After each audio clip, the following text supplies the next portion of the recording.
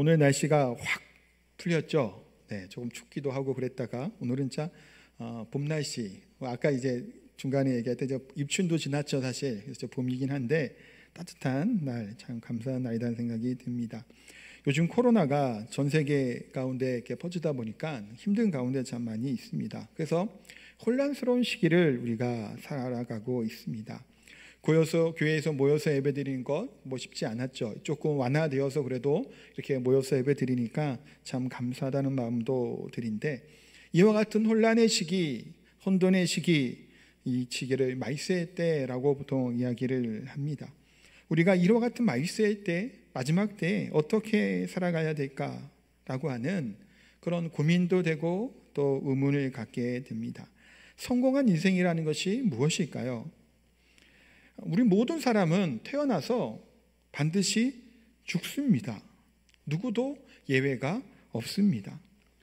주중에 한 이제 권사님이랑 이렇게 통화를 했었습니다. 여기 앞에 사시는 분이신데, 이렇게 좀 편찮으시기도 하고 그래서 가끔 제가 좀 찾아뵙기도 했는데, 한번 뵈려고 했다가 이제 못 뵙게 됐어요. 급하게 가셔서. 그분이 이제 통화를 했는데, 그동안 감사했습니다라고 이제 얘기를 하시더라고요. 좀 몸이 많이 안 좋으셨어요. 신장도 그래서 이렇게 투석이랑 그것도 하시기도 하고 이렇게 많이 그러셨다가 지금 너무 많이 몸이 편치 않고 아프셔갖고 이제 혼자 계시다가 이제 혼자 못 계시고 이제 아들네 집으로 이제 가게 되셨습니다. 그러니까 조금 금요일에 가신다고 했다가 조금 이제 몸이 너무 안 좋아서 급하게 이제 가시게 됐는데, 참 이게 통화하면서 마음이 안타깝더라고요. 이렇게 연약한 가운데 몸이 지금 힘들다 보니까 이렇게 가실 수밖에 없는 상황이죠. 그러면서 그분이 이렇게 그동안 감사했다라는 얘기를 들으니까 본인도 몸이 지금 이제 힘든 겁니다. 옆에서 뵐 때도 이게 식사도 잘 못하시고 그러다 보니까 이게 지금 쉽지 않다는 생각도 듭니다.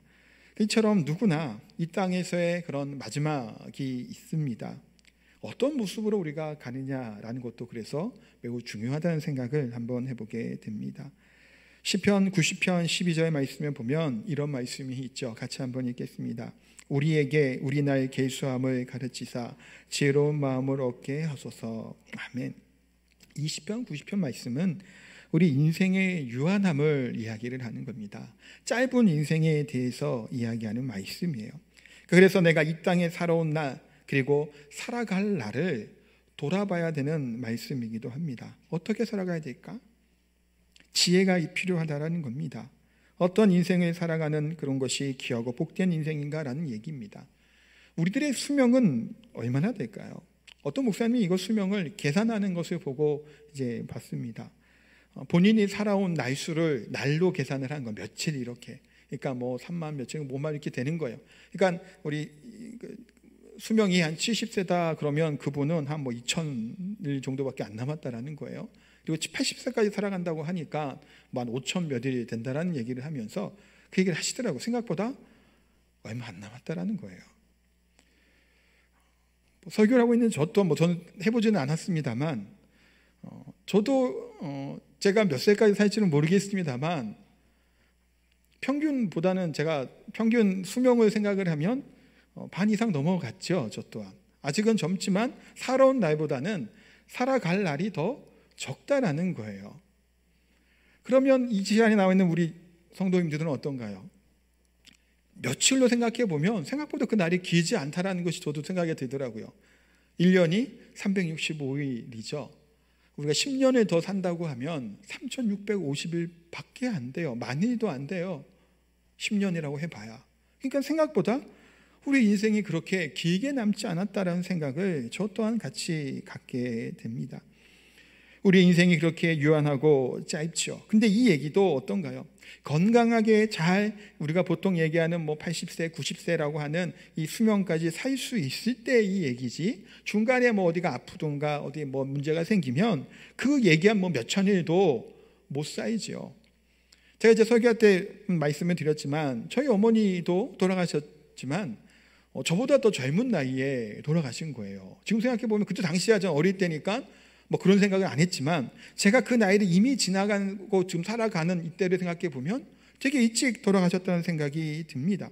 그 중간에 건강에 문제가 생기고 그러면 그렇게 지금 얘기한 몇 천일도 그것이 그만큼 살지 못할 수 있다는 겁니다. 실제 날은 더 짧을 수 있다는 거예요. 뿐만 아니죠. 예수님께서 이 땅에 재림하시게 되고 다시 오시게 되면 우리가 이 땅에서의 삶은 끝납니다. 우리가 80살, 90살, 100세 인생을 100세를 산다고 해도 100살까지 가지 않고 예수님이 오시면 그로부터 이제는 끝나는 거예요. 이 땅의 그런 연수는 끝나게 되는 겁니다. 떠날 때가 언제일지 모르는 것이 이 시대를 살아가는 우리들이라는 겁니다. 그래서 예수님께서 또 하나님의 성경은 뭐라고 말씀하고 있나요? 깨어있으라, 분별하라, 예비하라 라고 하는 말씀을 하고 있는 겁니다. 언제 어느 순간에 하나님의 때가 이를 줄 모르는 거예요. 우리가 아무리 건강하고 오래 살 수 있을 것 같아도 예수님이 재림하는 순간 우리 이 땅에서의 연수는 끝나는 거예요. 그거는 어리든 많든 그건 관계가 없죠. 또 하나님이 우리를 오라고 부르시면 우리의 삶은, 이 땅의 삶은 그걸로부터 끝나게 된다는 겁니다. 그러기에 우리가 이 땅을 삶을 어떻게 살아갈 것인가, 이 시간 우리가 또 그런 고민도 할 필요가 있다는 겁니다. 그날을 예비하고 준비해야 된다는 거예요. 특히 지금 같은 시대가 어떤 시대인가요? 혼란스러운 시대를 우리가 살아갑니다. 여기저기에서 이런저런 소리가 들립니다. 가짜 뉴스가 판치는 시대를 우리가 살아가고 있죠. 요즘은 언택트 시대라고 얘기를 하죠. 그러다 보니까 접촉하고 만나는 것들이 최소화하고 있어요. 그렇잖아요. 다들 잘 안 만나잖아요.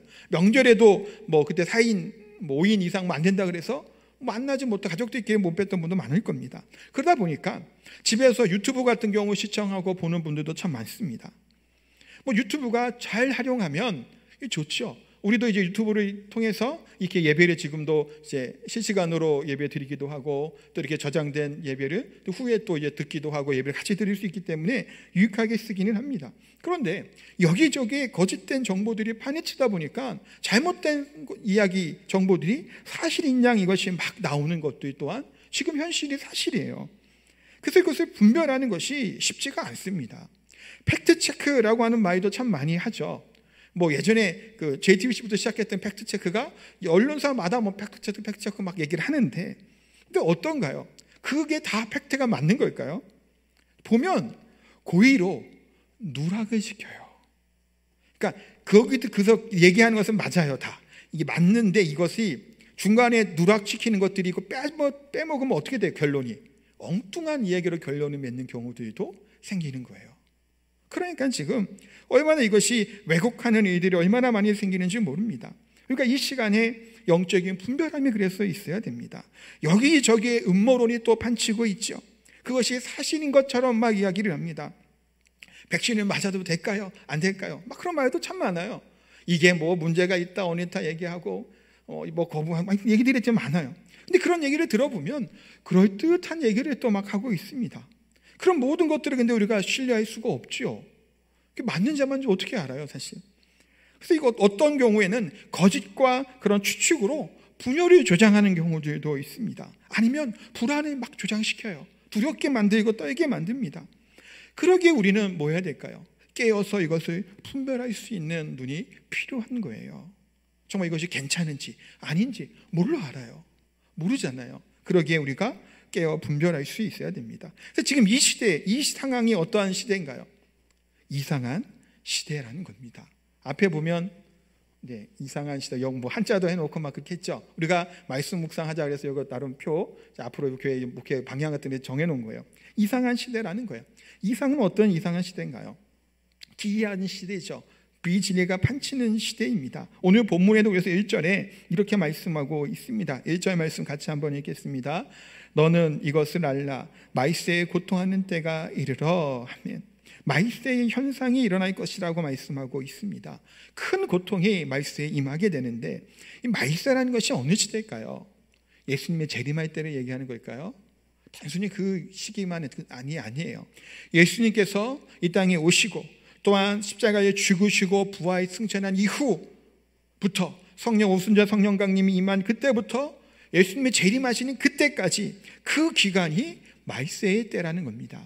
예수님께서 첫 번째로 오실 때는 뭐로 오셨나요? 구세주로 오셨죠. 구원해 주기 이 땅에 오신 거고 다시 오실 때는 뭐로 오시는 거예요? 심판해 주러 이 땅에 오시는 겁니다. 그때까지의 그 기간, 마이스의 때라는 겁니다. 그러니 지금 우리는 어느 시대를 살아가고 있다고요?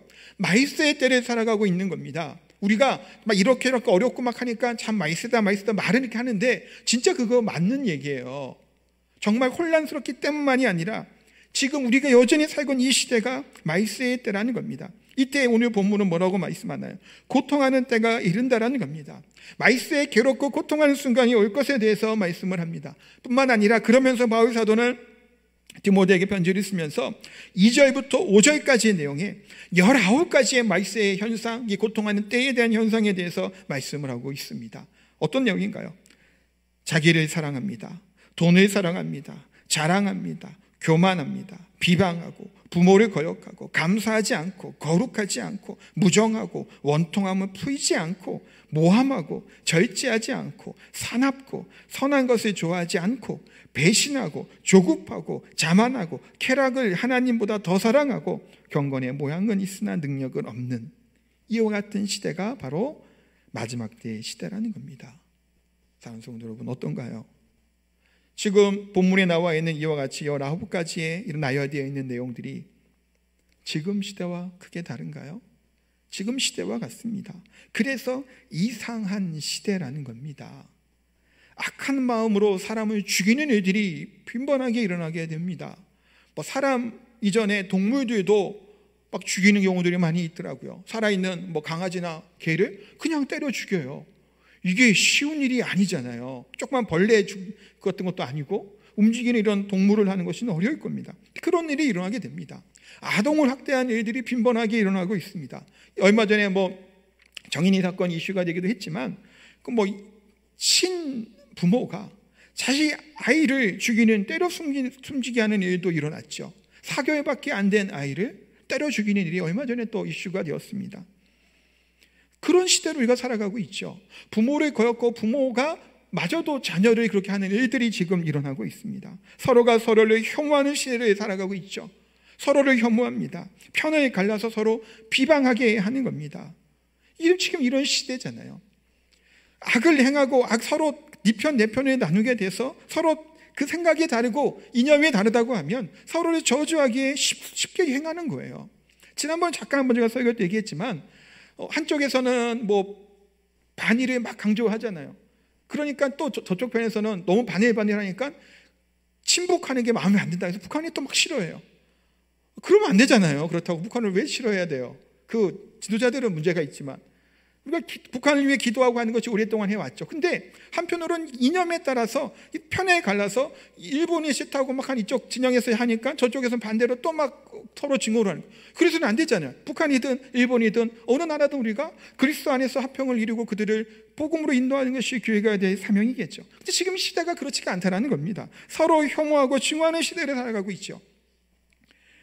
더 중요한 것은 뭘까요? 이런 비정상적인 정말 이상한 시대를 살아가고 있는데 이 이상하다는 사실을 자각하지 못하는 것이 더 문제예요. 그것이 지금의 시대입니다. 너무나 지금 이 시대를 익숙하게 여겨버리는 거예요. 그러느니 하는 겁니다. 당연시 된 것이 뭐예요? 지금의 현실이에요. 문제가 있는 거잖아요. 서로 편을 갈라서 나누고 혐오하고 저주하고 싫어하고 믿는 그리스도인들 안에서 하나님의 사람들도 같이 서로 미워하고 있는 거예요. 그러면 안 되잖아요. 일본이 태풍 맞아서 다 죽었으면 좋겠나요? 그래, 우리 그리스도인이 그렇게 생각하면 안 되죠. 니느웨 땅에 하나님의 심판이 임하게 된 요나가 거부했잖아요. 똑같잖아요. 그게 옳은 일인가요? 아니죠. 그럼에도 불구하고 우리는 이 익숙하지 옳지 않음에도 불구하고 당연시 여기고 똑같이 그런 생각에 빠져 있을 때가 많다는 겁니다. 근데 더 중요한 문제는 뭘까요? 맨 마지막에 5절 끝부분에 나오는 경건의 모양은 있으나 경건의 능력은 부인하는 자들이라는 거예요. 앞에 내용에 이 시대의 혼란스러운 말세의 징조라고 해도 경건의 모양 얘기할 때 뭘까요? 그리스도인을 이야기를 하는 겁니다. 겉으로는 그리스도인인 것 같은데 기독교의 진리를 그런데 부인하는 겁니다. 그리스도인이 지녀의 신앙의 자세와는 전혀 상관이 없고 다른 삶의 모습을 살아가는 거예요. 그러니 더욱더 교회가 혼란스럽게 만드는 겁니다. 고통스러운 때를 이야기하는 겁니다. 진정한 그리스도인이라고 하면 그런 삶 가운데 경건의 삶이 나타나야지. 경건의 삶이 나타나지 않습니다.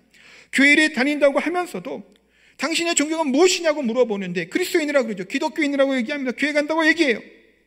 그런데 이러한 이상한 시대 이것을 분별하지 못하고 동조하고 따라가는 경우들이 너무나 많아요. 교회의 지도자라고 하면서도 하나님의 중심이 되지 않고 자신의 이념적인 생각과 사상으로 편을 가르며 함께 서로 증오하고 혐오하는 것들도 참 많이 보게 됩니다. 교회는 하나님의 사람은 뭐가 중심이 되어야 되나요? 하나님의 말씀의 중심이 하나님의 중심이 되는 거죠. 뭐 좌파가 어떻고 우파가 어떻고 진보가 어떻고 그것이 중요하지 않아요. 우리는 뭔가요? 하나님 중심 되는 것이 우리 그리스도인의 모습이에요. 이념적인 색깔이 그게 아니에요. 뭐 좌파가 이렇게 하니까 그거 싫고 아니죠. 그들이 얘기하는 좋은 것도 하나님의 성경에 근거하여 맞는 거면 우리가 지지하고 함께 해야죠. 가난한 사람들을 돕고 섬기는 거 교회가 해야 될 바예요. 그게 맞으면 맞는 거죠. 이념이 아니라는 거예요. 우리는 어떠한 정권이든 어떠한 정부든 간에 그것이 중요한 것이 아니죠.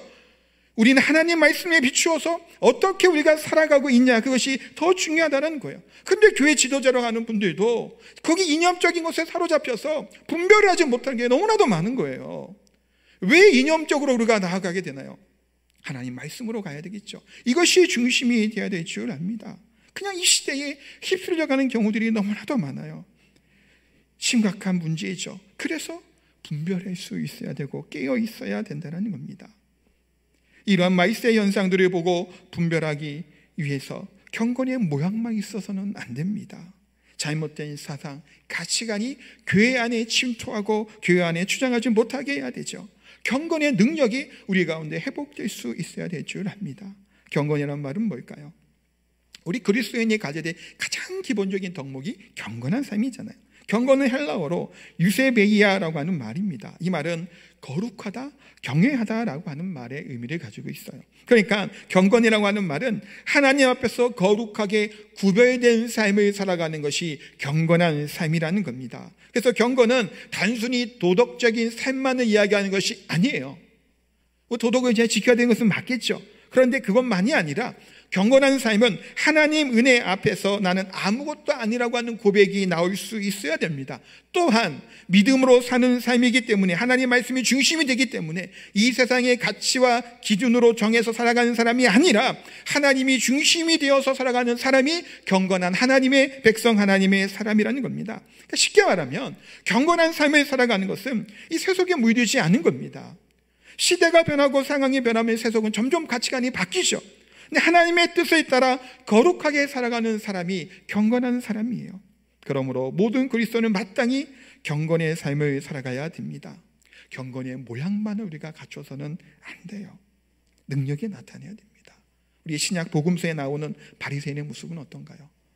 경건의 모양으로는 정말 최고죠.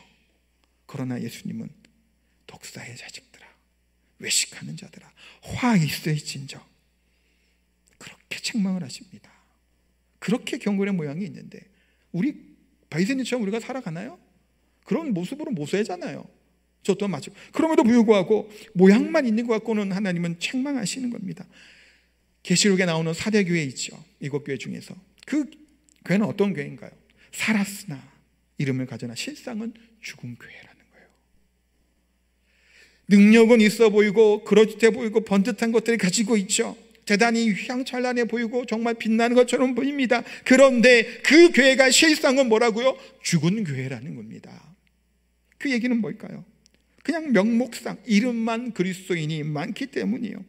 이름만 그리스도인인데 무슨 능력이 그 가운데 나타나고 무슨 역사가 그 가운데 나타날 수 있겠냐라는 거예요. 그런 것이 나타나지 않습니다. 하나님의 심판이 성경에 곳곳에 나오죠. 그 중에 먼저 나오는 노아의 홍수를 보십시오. 노아의 홍수 때가 어떤 시대였나요? 창세기 6장 5절에 하나님이 이렇게 말씀합니다. 6장 5절 같이 한번 읽도록 하겠습니다. 네, 함께 읽겠습니다. 여호와께서 사람의 죄악이 세상에 가득함과 그의 마음으로 생각하는 모든 계획이 항상 악할 뿐임을 보시고, 아멘. 여기서 죄악이 가득하다고 하죠. 죄악은 히브리어로 라라고 하는 말을 쓰는 말인데 이 말은 깨트리다, 상하게 하다, 쓸모없게 하다라고 하는 말에서 파생된 단어예요. 그러니까 하나님께서 세우신 이 창조 질서를 어기고 깨트려버리는 형상이 뭐라고요? 죄악이라는 겁니다. 하나님의 법칙이, 하나님의 말씀이, 율법이, 이 행함이 이루어지지 않는 거예요. 그것이 죄악된 거예요. 그런데 여기서 그분이 뭐라고 얘기하냐면 저기 세상에 가득하다라고 말씀하고 있죠. 이것은 일시적인 현상으로 나타나는 것이 아니래요. 뿌리 깊게 박혀져 있는 겁니다. 그래서 지속적으로 이 악한 행위들이 나오게 돼요. 뿐만 아니죠. 생각하는 모든 계획이 항상 악하다라고 말씀하고 있습니다. 당시의 노아형 당시에 포악함이 가득했죠. 또한 악함이 쾌락들이 가득한 시대, 그 시대를 하나님이 보시고 심판하신 겁니다. 어떻게 심판하시나요? 물로 모든 지면에 있는 사람들, 동물들 다 멸하셨던 하나님의 무서운 심판이었습니다. 그것이 노아형 시대의 모습이죠. 창세기 18장에 보면 소돔과 고모라의 사건이 또 나옵니다. 18장 20절 말씀도 우리가 한번 읽어보도록 하겠습니다. 여호와께서 또 이르시되 소돔과 고모라에 대한 부르짖음이 크고 그 죄악이 심히 무거우니 하며, 그 죄악이 심히 무겁다라는 겁니다. 악한 행위들이 부르짖음이 온 사방에 퍼질 만큼 악행이 가득했다는 겁니다. 말세의 현상이 가득했던 것이 소돔과 고모라의 문제였죠. 그 중에 하나 동성애 문제 또한 그들에게 있었습니다. 남자와 남자가 상관하려고 했다는 얘기가 나오죠. 이것은 뭐가 문제인가요? 창조 질서를 깨트리는 행위입니다. 동성애는. 그래서 지난번에도 말씀을 드렸지만 성경에는 반드시 죄라고 말씀하고 있는 것이 동성애 문제예요. 그래서 성경에는 반드시 죽을 죄 중에 하나가 동성애죠. 동물과 그런 것도 쭉 나오긴 합니다만 그 문제라는 겁니다. 이것이 포장이 되어서 용납돼서는 안 된다는 겁니다. 물론 그때도 얘기했지만 그런 어려움, 질병이 있고 어려움이 있는 사람들 우리가 무조건 그들을 혐오하자는 얘기가 아니에요. 그들이 온전하게 바르게 하나님의 창조 질서에 맞게 남자의 정체성, 여자의 정체성을 가질 수 있도록 도울 수 있겠죠. 그들이 기도할 수 있는 것은 필요하다는 거예요. 무조건 혐오라는 얘기가 아닙니다. 그러나 동성애를 허용해 줄 수는 없죠. 왜냐하면 그것이 악이고 질서를 깨트리는 행위입니다. 하나님이 가증하게 여기는 것이 이와 같은 현상이었죠. 소돔과 고모라 땅 것이 가득했습니다. 그래서 그들을 멸하셨죠. 그럼에도 불구하고 아브라함의 중보하는 기도 내용이 뭐였나요? 의인 얘기를 계속하죠. 몇 명까지 내려가죠? 10명입니다. 의인 10명만 있으면 그러면 그 악이 가득함에도 불구하고 용서해 주시겠다, 아니면 심판을 유예해 주시겠다는 거겠죠. 그 용서해 주겠다는 거. 근데 어떻게 되나요? 롯의 가족도 의인이 아니었습니다. 왜 10명일까요? 보통 얘기할 때 10명은 가족의 최소 구성원이라고도 얘기를 합니다. 롯과 아내와 자녀들, 사위들, 그 고대 시대니까 같이 그 집안에 여러 명이 살죠. 종두에도 있겠죠. 근데 그 많은, 롯은 또 잘 사는 사람이었어요. 부자였단 말이에요. 그 건속 안에 밑에 있는 많은 사람들의 가족들이 있었는데 그 중에 10명이 없었어요. 의인이. 그러니 그 땅을 하나님이 심판하신 겁니다. 오늘날 한국 사회 이 세계의 문제가 무엇일까요? 바로 여기 있는 겁니다. 말세의 현상이 점점 심각하게 나타나고 있죠. 이것도 굉장히 큰 문제입니다. 노아의 때, 소돔과 고모라의 때와 같은 현상들이 계속해서 일어나요. 세계적으로 이것이 법적으로 합법화되는 것도 참 많죠. 비윤리적이고 비도덕적인 것들, 성경에 비춰볼 때 아닌 그런 행위들이 끊임없이 일어나고 있는 것이 지금 이 시대를 살아가는 문제입니다. 그런데 그것보다 더 문제가 뭘까요? 하나님의 사람들조차도, 하나님의 사람도 경건을 잃어버린 겁니다. 하나님을 더 이상 두려워하지 않고 살아가는 겁니다. 하나님을 사랑하는 마음도 예전같이 않은 거예요. 하나님의 말씀이 중심이 되지 못하는 삶을 살아가게 있는 겁니다. 롯의 가정도 의인이 아니었다는 데서 문제가 있는 거예요. 소돔과 고모라의 심판에는. 지금 이 시대에는 얼마나 많은 의인들이 있을까요? 교회를 다닌다고 하는 롯의 가정도 다 어땠을까요? 롯으로부터 영향을 받은, 아브라함부터 영향을 받은 사람들이겠죠. 그 가정들, 그 간속들이 다. 그러면 겉으로 볼 때는 하나님의 경외하는 가정처럼 보였을 겁니다. 그런데 그 중에 의인은 롯 하나밖에 없었던 거예요. 그것이 그때 당시의 심판의 원인이겠죠. 우리 스스로도 경건의 모습을 돌아봐야 됩니다. 이런 이상한 시대를 살아가는 이때에 우리가 뭘 붙잡아야 될까요? 두 번째 볼 것이 이상한 말씀이에요. 한자가 조금 다르죠. 이상한 이 시대에 이상적인 가장 가치 있는 말씀을 이야기를 합니다. 말세의 때 배교자와 변제자가 많이 생기는 것을 보게 됩니다. 잘못하면 영적인 그런 어두움에 빠질 때가 있죠. 마음속에 하나님보다 더 사랑하는 것들 또한 우리 가운데 많이 생기는 겁니다. 우상이 뭔가요? 하나님 말고 다른 걸 섬기는 게 우상이라는 게 아니에요. 하나님과 더불어 섬기고 하나님보다 더 섬기고 하나님 말고 또 이것도, 그것이 우상이죠. 우리 가운데 돈이 중심이 되죠. 야망과 쾌락과 명예가 중심이 되기도 합니다. 이것은 하나님 볼 때 선한 것이 아니죠. 하나님의 이름을 가지고 하지만 실상 그것이 하나님이 아닌 나 자신을 높이고 나의 욕망 때문에 한다고 하는 것은 하나님을 중심으로 하는 섬기는 것이 아니에요. 교회가 크게 부흥을 합니다. 몇천 명이 모이는 교회를 꿈꾸고 얘기를 해요. 그런데 그것이 하나님의 복음이 정말 확장되어서 하나님의 나라가, 하나님의 말씀이, 하나님의 교회가 영광 받기를 위한 것이 아니라 단순히 목회자의 마음과 욕망 때문에, 그런 명예심 때문에 큰 교회를 이루고자 애쓴다는 것, 그것은 하나님 기뻐하는 행위가 아니죠. 그것은 잘못된 행위입니다. 그러한 시대, 이 시대를 분별할 수 있어야 됩니다. 시대가 달라지면 어떠한 현상이 일어나나요? 당시에 있었던 시대의 그런 철학과 사상들이 계속해서 바뀌죠.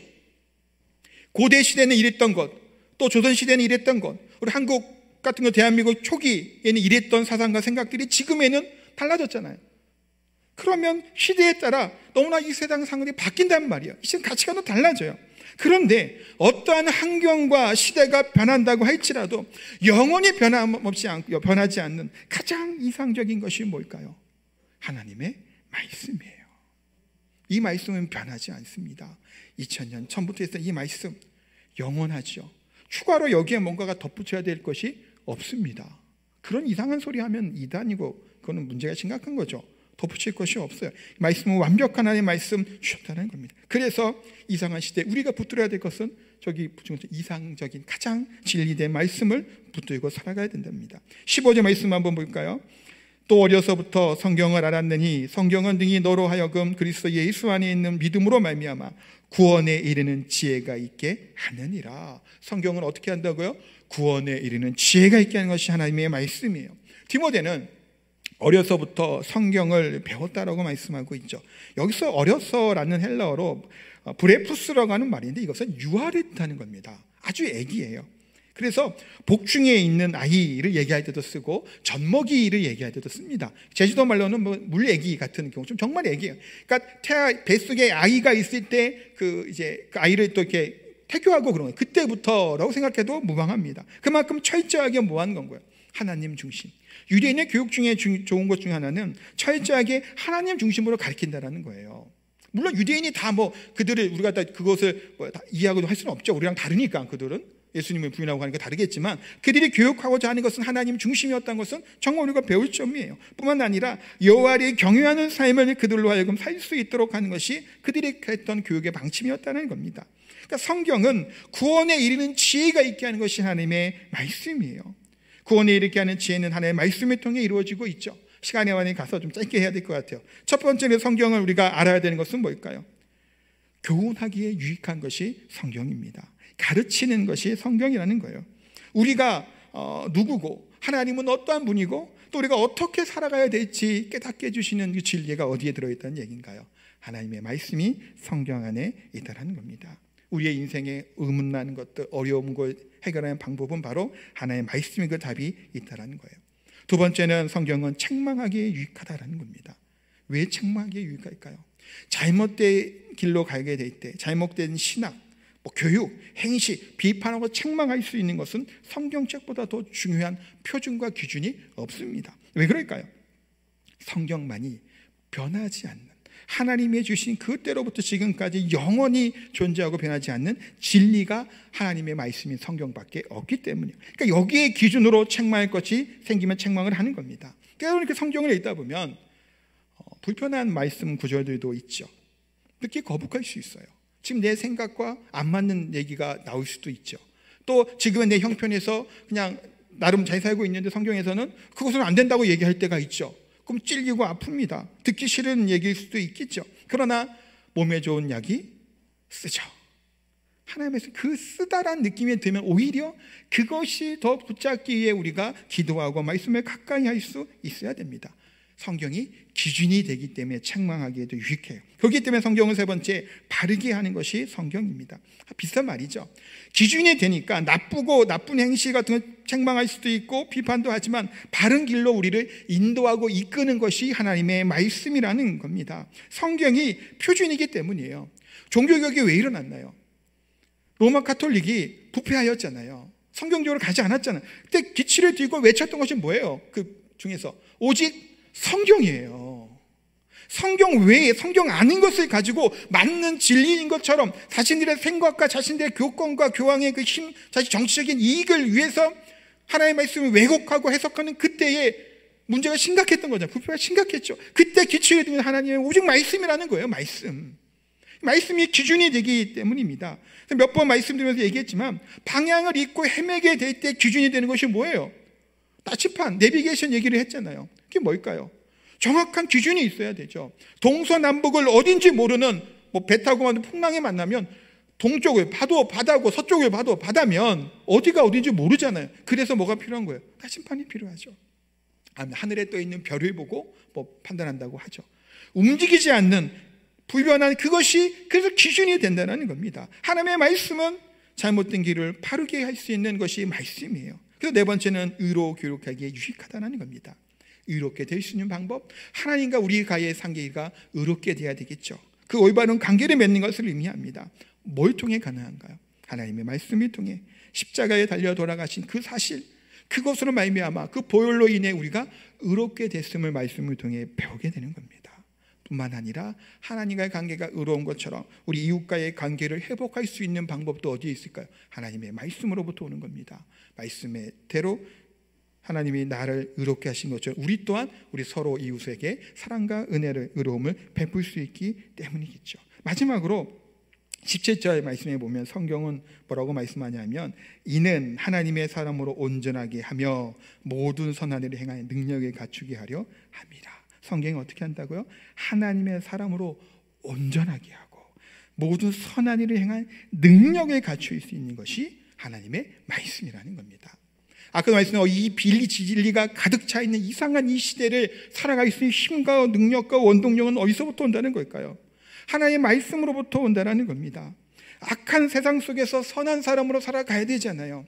악이 가득한 이 땅 가운데 하나님의 빛이 소금이 돼야 되잖아요. 우리는 연약하고 약하나 그리스도 때문에 우리가 선한 능력을 받을 수 있음을 말씀하고 있습니다. 진리가 온전하지 못한 시대를 우리가 살아갑니다. 분별하지 못하고 그냥 죽어가는 경우도 많죠. 개구리 얘기 아시죠? 주전자 냄비에 개구리 넣고 끓이면 개구리가 어떻게 되나요? 자기가 뜨거운 줄 모르고 익어 죽는다는 얘기를 아실 거예요. 뜨거운 물에 집어넣으면 팔짝 튀어나오잖아요. 근데 물에 서서히 가열을 하면 자기가 뜨거운 줄 모르게 죽는다는 겁니다. 그렇죠. 지금 시대가 내가 무슨 길로 잘못하고 있는지도 모르고 점점 이 세상의 것들, 이 세상의 그 문화와 가치관들이 우리를 좀먹어가는 거예요. 이것이 문제인지도 모르고 위기인지도 모르고 그 심각한지도 모르고 그냥 살아가는 겁니다. 이게 가장 큰 문제라는 거예요. 가장 큰 위기가 이와 같은 현실을 깨닫지 못하는 데 있다는 겁니다. 때로는 그래서 지금의 어려운 이 시기가 기회다라고 얘기를 하는 분들도 참 많더라고요. 지금 교회가 어렵잖아요. 교회가 사회적으로 인식이 얼마나 지금 안 좋은가요? 그런데 이것이 기회일 수 있다는 거예요. 왜 그럴까요? 풍요로움이 가득하고 여유로움이 가득할 때 더 타락하고 문제가 될 정도도 많죠.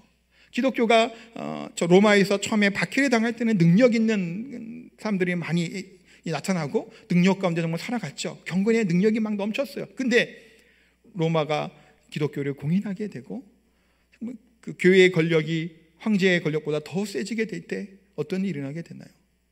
타락한 일들이 사실은 벌어지게 됐죠.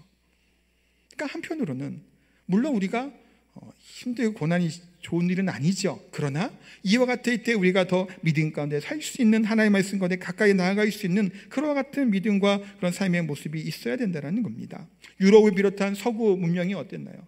기독교 문명이 기독교가 들어가고 복음화되었을 때 정말 하나님께 많이 복을 받은 민족들이었죠.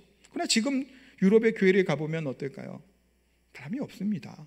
유럽에 여행 가서 주일 끼고 한번 가보시면 예배드리는 사람 별로 없어요. 프랑스의 어느 마을에는 개신교 한 명도 없다고 합니다. 물론 그럼에도 불구하고 경건하고 하나님 앞에 서고자 하는 사람들이 물론 있지만 전체적으로 유럽의 교회들은 다 무너졌습니다.